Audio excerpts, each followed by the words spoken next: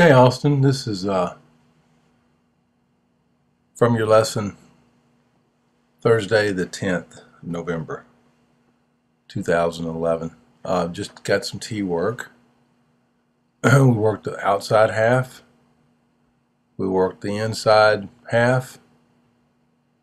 And then we started working on your footwork to try to improve your load. And one thing I didn't see, right there you're doing it correct. Where you basically just lift your heel, no stride. There's no need to stride whatsoever. So, just in this exercise, you just lift your heel, put it down, and that's what you need to be practicing. Well, what happens is during live arm, it's hard to see, but you're picking that foot up, and I want you to leave it down. Leave the toe down. You can see right here, you've seen this clip before.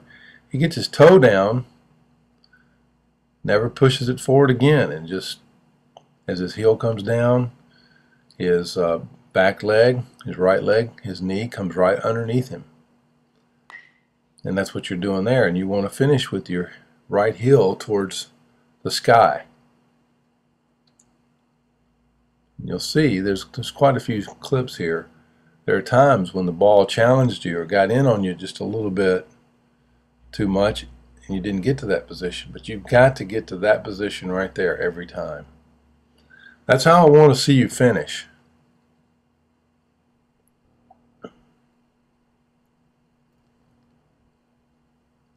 Don't want you to see you finish like that and see that second load as opposed to just getting the foot down. It gives you the chance to have a little bit more balance. I'll show you another guy who really does more like what you're wanting to do.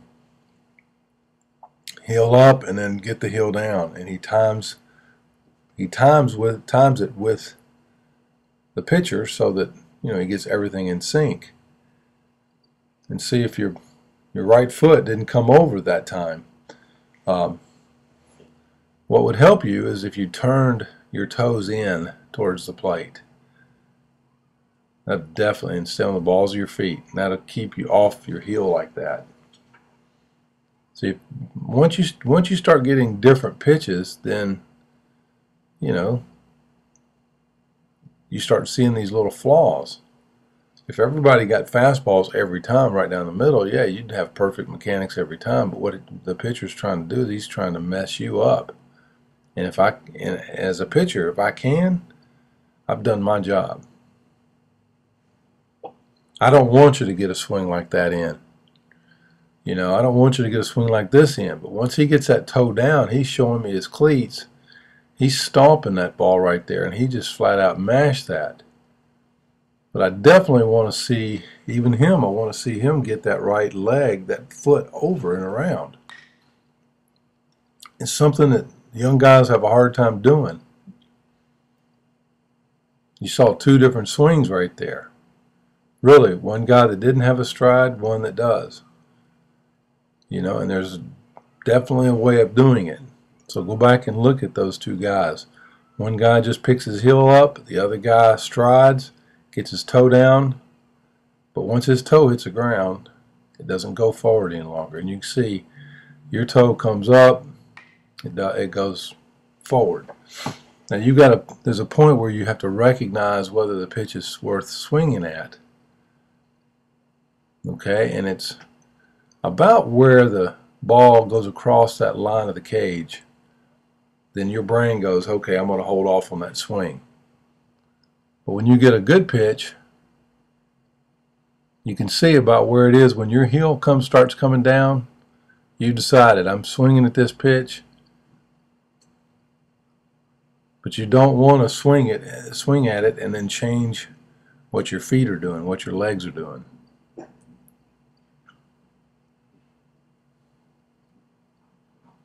And when you take that pitch and lean back, you're putting yourself in a dangerous position. Stay on the balls of your feet.